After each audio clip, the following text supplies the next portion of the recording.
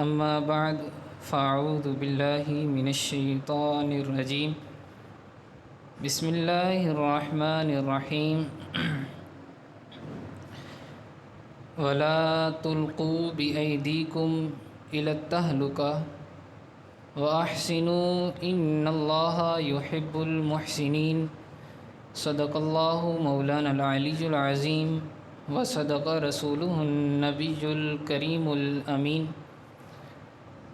قال اللہ تبارک و تعالی فی القرآن المجید والفرقان الحمید ان اللہ وملائکتہ یصلون علی النبی یا ایہا الذین آمنوا صلوا علیہ وسلموا تسلیما۔ بآواز بلند محبت کے ساتھ پڑھیے الصلاۃ والسلام علیک یا سیدی یا رسول اللہ وعلی آلک واصحابک یا سیدی یا حبیب اللہ الصلاۃ والسلام علیک یا سیدی یا رحمۃ للعالمین وعلی آلک واصحابک یا سیدی یا خاتم النبیین۔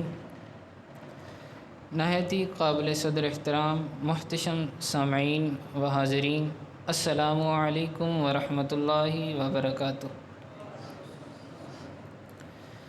اللہ رب العالمین کے حضور عاجزانہ دعا ہے کہ اللہ رب العالمین مجھے حق بیان کرنے کی توفیق عطا فرمائے اور ہم سب کو یہاں پر خیر کے کلمات سن کر اس پر عمل پیرا ہونے کی توفیق عطا فرمائے۔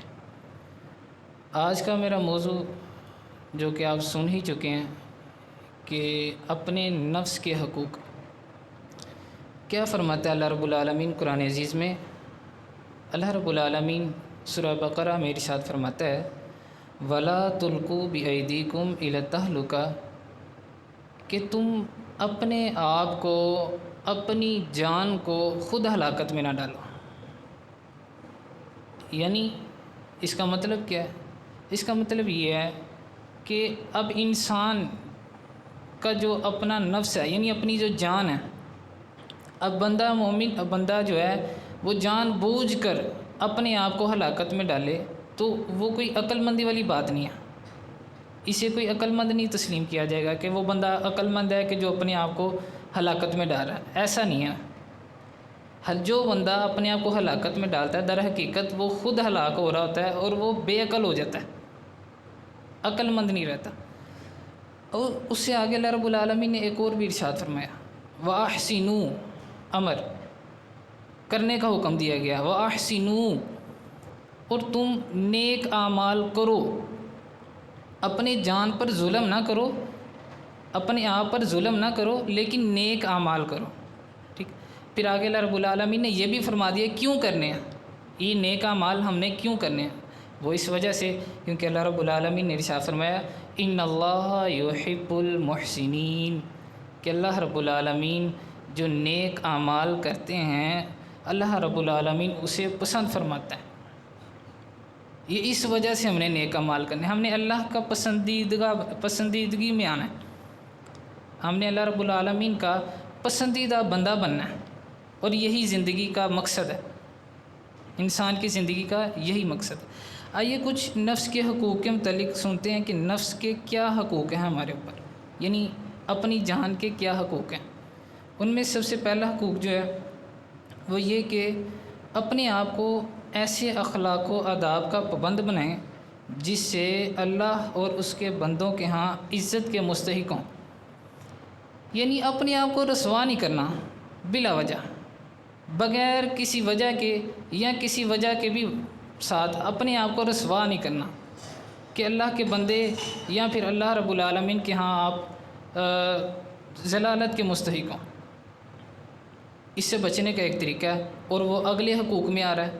اگلے حقوق میں وہ کیا ہے؟ وہ اگلا حق یہ ہے کہ نیک کاموں کا عادی بنیں اور کثرت سے توبہ اور استغفار کریں۔ یہ بھی نفس کا حق ہے، یہ آپ کی اور میری اپنی جان کا حق ہے کہ ہم کثرت سے اللہ رب العالمین کے حضور توبہ کریں اور استغفار پڑھیں۔ یہ انسان کے اپنا حق ہے اور یہ حق مارنا نہیں چاہیے۔ جس طرح والدین کے حق ہیں، اساتذہ کے حق ہیں اور بہت سے حقوق ہیں، اسی طرح اپنی جان کا بھی حقوق ہے، اس کو بھی ادا کرنا، ٹھیک۔ اور یہ بہترین حقوق میں سے جو بہترین حق ہے وہ یہ ہے کہ کثرت سے توبہ اور استغفار کرنی ہے اور اپنے آپ کو نیک کاموں کا عادی بنانا ہے۔ اچھا، اگلا حقوق یہ ہے کہ ہمیشہ اپنے نفس کا محاسبہ کرتے رہیں۔ محاسبہ یہ بہت ضروری عمل ہے، یہ انسان کے لیے بہت ضروری عمل ہے، انسانیت والی زندگی کے لیے۔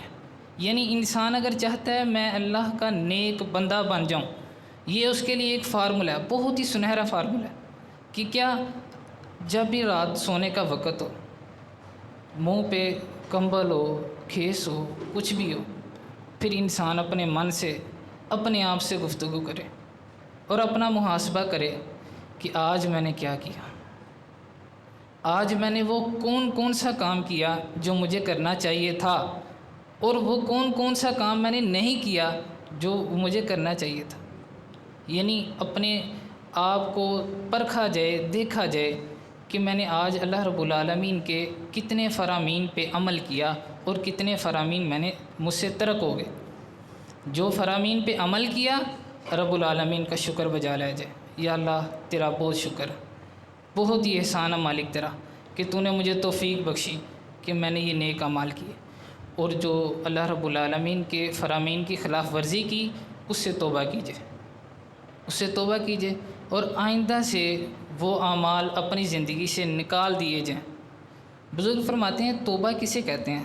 توبہ جس طرح بھینس کے تھن سے نکل جاتا دودھ، وہ نکلا ہوا دودھ بھینس کے تھن میں واپس نہیں نہ جا سکتا، اسی طرح بزرگ فرماتے ہیں توبہ کی ہوئی جو شخص توبہ کر لینا، اب وہی عمل اس کی زندگی میں دوبارہ آنا نہیں چاہیے۔ جس طرح وہ دودھ بھینس کے تھن میں واپس جا نہیں سکتا، اس طرح وہ عمل انسان کے زندگی میں دوبارہ کبھی نہ آئے۔ یہ ہے اصل توبہ، اور توبہ کا مقصود بھی یہی ہے۔ اسی لیے آج سے توبہ کریں اور اپنے نفس کے حقوق اس کو پورا کرنے کی کوشش کیا کریں۔ اور بالخصوص جو آیت مبارکہ میں بھی یہ اشارہ کیا گیا کہ اپنے جان کو، اپنے آپ کو خود ہلاکت میں نہ ڈالو، اس سے ایک مراد خودکشی بھی لی جا سکتی ہے، ایک مراد اسے خودکشی بھی لی جا سکتی ہے۔ پیارے آقا دو جہاں صلی اللہ علیہ وسلم کا خودکشی کے متعلق ارشاد ہے کہ جس نے پہاڑ سے گر کر خودکشی کی وہ مسلسل جہنم میں پہاڑ سے گرتا رہے گا، گرتا رہے گا، گرتا رہے گا، مسلسل۔ ایک دفعہ گرے گا، وہ جو زخم، وہ جو چوٹ اس کو پہنچے گا، جو اس کا جو جسم ہے وہ ریزہ ریزہ ہو جائے گا، پھر اس کے جسم کو جوڑا جائے گا، پھر وہ پہاڑی پہ چڑھے گا، پھر نیچے گرے گا۔ یہ جہنم میں مسلسل کیا جائے گا اس کے ساتھ جو خودکشی کرے گا۔ پھر حضور علیہ الصلوۃ والسلام نے ارشاد فرمایا اگر کوئی زہر کھا کر خودکشی کرتا ہے تو پیارے آقا دو جہاں صلی اللہ علیہ وسلم ارشاد فرماتے ہیں کہ جہنم کی آگ میں اسے ہمیشہ کے لیے وہ زہر جو ہوگا اس کے ہاتھ میں تھما دیا جائے گا، اور وہ جہنم کی آگ کے اندر وہ زہر کو اگلتا جائے گا۔ ایک دفعہ کھائے گا، ہلاک ہوگا، برباد ہوگا، پھر وہ اس کا جسم کو صحیح کیا جائے گا، پھر وہ کھائے گا۔ یہ مسلسل، یہ بھی مسلسل ہوگا یہ عمل بھی۔ پھر حضور علیہ الصلوۃ والسلام نے ارشاد فرمایا کہ اگر کوئی شخص چھری کے ذریعے اپنے آپ کو قتل کرتا ہے، چھری کے ذریعے، یہ خودکشی کیوں کی جاتی ہے؟ خودکشی اسی وجہ سے کی جاتی ہے کہ انسان اپنے حقوق نہیں پورے کر پا رہا ہوتا۔ تو پہلے ہم جو پچھلے حقوق پڑھ لیے نا، اس کو مد نظر رکھنا ہے۔ اس کو مد نظر رکھتے ہوئے نا جب زندگی بسر کیجیے نا تو بڑی آرام سے، اور کبھی من میں خیال ہی نہیں آئے گا کہ یار خودکشی کرنی۔ ٹینشنوں کی وجہ سے ہوتی ہے، مصیبتوں کی وجہ سے ہوتی ہے۔ مصیبتیں کس وجہ سے ہوتی ہیں؟ جب انسان یا تو کسی کے حقوق نہیں پورا کر رہا ہوتا یا اپنے نہیں کر رہا ہوتا۔ تو حقوق بہت لازم چیز ہے۔ پیارے آقا دو جہاں صلی اللہ علیہ وسلم نے ارشاد فرمایا کہ جو چھری کے ذریعے اپنے آپ کو قتل کرتا ہے تو بروز محشر وہ اس کے ہاتھ میں قیامت والے دن جہنم کے اندر چھری تھما دی جائے گی، اور وہ مسلسل اپنے آپ کو چھری مارتا رہے گا، اپنے آپ کو ہلاک کرے گا، پھر دوبارہ زندہ کیا جائے گا، پھر اپنے آپ کو، یہ بھی مسلسل عمل ہوتا رہے گا۔ تو اللہ رب العالمین کے حضور دعا ہے کہ اللہ رب العالمین ہمیں اپنے حقوق کو بھی ادا کرنے کی توفیق عطا فرمائے۔ رب العالمین ہمیں حق کی راہوں کا مسافر بنائے۔ وما علیہ الا البلاغ المبین۔